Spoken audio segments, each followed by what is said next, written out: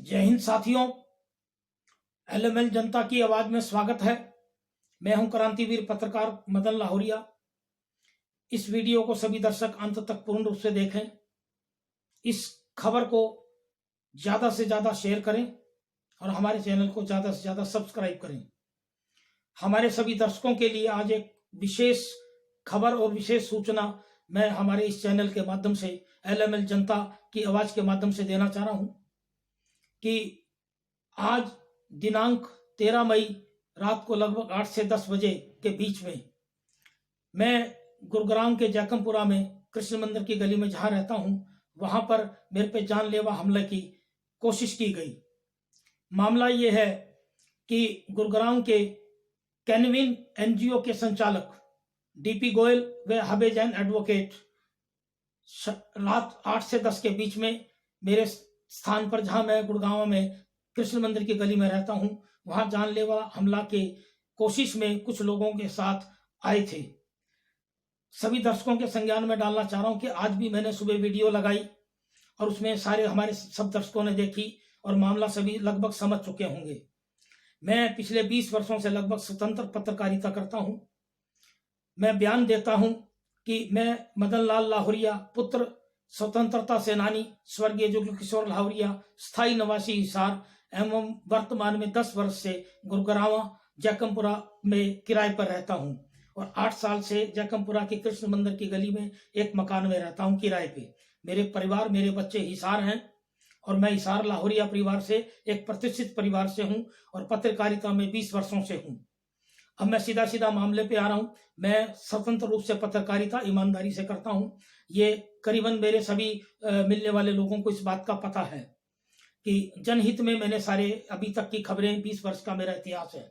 मामला ये है कि गुरुग्राम की जो एक कैनविन एनजीओ है, उसके संचालक डीपी गोयल एवं नवीन गोयल, ये भारतीय जनता पार्टी से संबंध रखते हैं और डीपी गोयल एक रेलवे बोर्ड की सलाहकार समिति का भी मेंबर बनाया गया। मामला ये कि हमें पिछले दिन कुछ समय से कुछ जनता से शिकायतें मिल रही थी कि जो डीपी गोयल है वो अपने नाम के आगे डॉक्टर लिखता है। तो कुछ लोगों में इस बात का आक्रोश था कि इसका पता करो कि ये डॉक्टर तो है नहीं, ये व्यापारी है और व्यवसायी है, ये क्यों लिखता है और ये मेडिकल दवाइयों की और ये कैनविन के माध्यम से कोरोना पीरियड में इस प्रकार की कोई करते हैं। तो हमने उस बात की जांचबीन करके एक साधारण रूप से हमने अपनी वीडियो ईमानदारी से, विदाउट कोई ऐसा इनके खिलाफ कोई जानबूझ के हमारी कोई रंजिश नहीं थी, मैंने वो एक खबर प्रसारित की जिसमें इनकी डिग्री का संज्ञान लेने के लिए हरियाणा के मुख्यमंत्री महोदय और प्रशासनिक अधिकारियों के लिए मैंने संज्ञान के लिए गुजारिश की थी।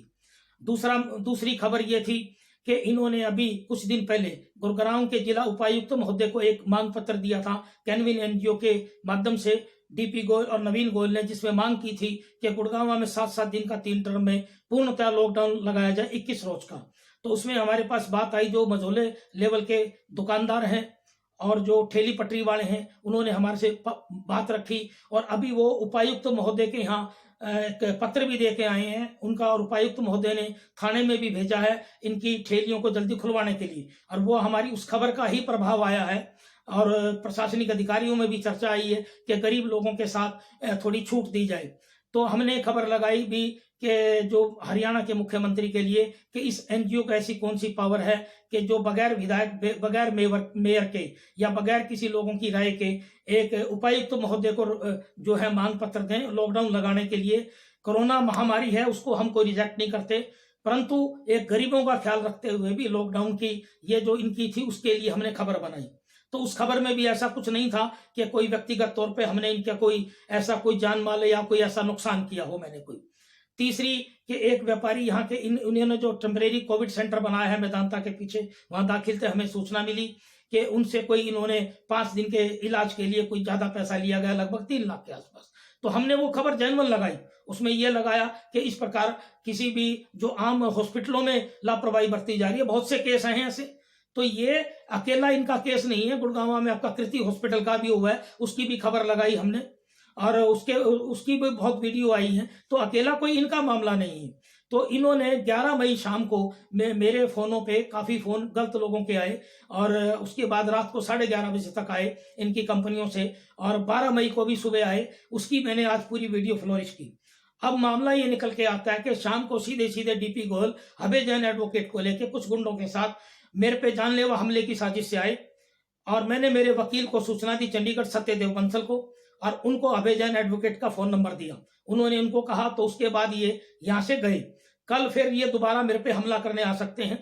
तो मैं ज्यादा विस्तार में ना बोलते हुए, क्योंकि मेरे दिल में इस टाइम बहुत ज्यादा घबराहट है, मेरे को जान का खतरा है, मैं हरियाणा के माननीय मुख्यमंत्री महोदय मनोहर लाल जी खट्टर, हरियाणा के गृह मंत्री अनिल विज और हरियाणा के डायरेक्टर जनरल ऑफ पुलिस और गुड़गांव के कमिश्नर ऑफ पुलिस से गुजारिश करना चाहता हूं कि अगर मेरी खबरों से कोई इनको नुकसान हुआ है, नवीन गोयल या डीपी गोयल की कंपनी को या इनको व्यक्तिगत तौर पे कोई नुकसान हुआ है, तो ये मेरे खिलाफ एफआईआर दर्ज करवा सकते हैं। मैं पूरे सार्वजनिक तौर पे ये बात कह रहा हूं, पूरी जनता के लिए, पूरे दर्शकों के लिए, अगर इनको कोई व्यक्तिगत तौर पे मेरी खबरों से कोई नुकसान हुआ है तो ये मेरे खिलाफ खुलेआम पर्चा दाखिल कराएं। अगर मैं दोषी हूं तो मुझे दंड जरूर कानून दे, मैंने कभी भी कानून का कोई उल्लंघन किया नहीं है। दूसरी बात, अगर ये इस प्रकार की एक पत्रकारिता पे हमला करने की कोशिश करते हैं तो माननीय मुख्यमंत्री हरियाणा और गृह मंत्री इस पे संज्ञान जरूर लें कि पत्रकार जान पर खेल करके खबरें लगाते हैं, उन पे इस प्रकार के जानलेवा हमले की के प्रयास ना किए जाएं। आज मेरी जान खतरे में है, कल को हजारों और पत्रकारों की जान खतरे में होगी और पत्रकारिता पे एक बहुत बड़ा कलंक लगेगा और जो गरीब लोगों की आवाज कोई पहुंचा नहीं सकेगा। तो मैं हरियाणा के मुख्यमंत्री महोदय मनोहर लाल जी खट्टर से बार बार गुजारिश कर रहा हूं और गृह मंत्री अनिल विज से भी गुजारिश कर रहा हूं और डायरेक्टर जनरल ऑफ पुलिस से भी गुजारिश कर रहा हूं और गुड़गांव के पुलिस कमिश्नर महोदय से भी गुजारिश कर रहा हूं कि अगर मेरा कोई खोट है तो मुझे सजा दी जाए। मैं सहज सजा भुगतने को तैयार हूं। अगर मेरी कोई खबर लगी है, पूरे प्रशासनिक अधिकारी मेरी वीडियो देखें, मेरी बहुत वीडियो है, जनहित में है, मैंने बहुत सी खबरें जनहित में लगाई हैं, प्रशासनिक अधिकारियों को पता है। और अगर मेरा कोई कसूर नहीं है तो इस प्रकार की इन्होंने एसएमएस भी दिया है, मैं ऐसे वीडियो क्लिप में एसएमएस साथ लगा रहा हूं, नवीन गोयल के पर्सनल मोबाइल नंबर से मुझे देख लेने का एसएमएस मैं इस क्लिप में साथ लगा रहा हूं। गुड़गांव की पूरी जनता, पूरे समाज सेवी, पूरा अग्रवाल समाज इस बात पे गहरा चिंतन करें और मैंने इस बात का हमारे वार्ड के पार्षद सुभाष सिंगला जी के संज्ञान में भी लाया हूं और मेरे वकील सत्यदेव बंसल चंडीगढ़ से रेगुलर मेरे संपर्क में इस बात के लिए।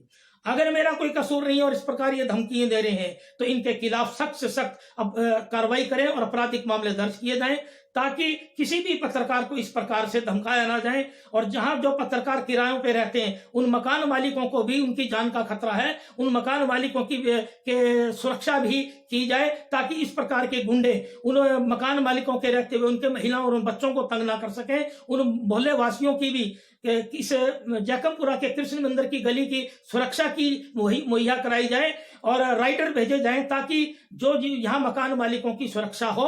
अगर मैंने कोई गलती की है तो प्रशासनिक अधिकारी और गुड़गांव की पुलिस मेरे खिलाफ पर्चा दाखिल करे, पूरे तथ्यों के आधारित पे मुझे सजा दे, मैं उस सजा को भुगतने को तैयार हूं। परंतु इस प्रकार की अगर पत्रकारों पे होने लगे और मेरी जान को खतरा आने लगा तो फिर कोई भी पत्रकारिता करेगा नहीं पत्रकार। और हरियाणा के सभी पत्रकार बंधुओं से मैं गुजारिश करता हूं कि इस बात पे पूरे प्रशासनिक अधिकारियों और हरियाणा के मुख्यमंत्री महोदय से गुजारिश करें कि आज पत्रकारिता पे हमले क्यों। अगर मेरा कसूर है तो मैं बड़े समाज मुझे सजा दी जाए, वरना इनके खिलाफ नवीन गोयल और डीपी गोयल के खिलाफ सख्त से सख्त कार्रवाई की जाए ताकि पत्रकारिता पे हमले रुके। जय हिंद, वंदे मातरम।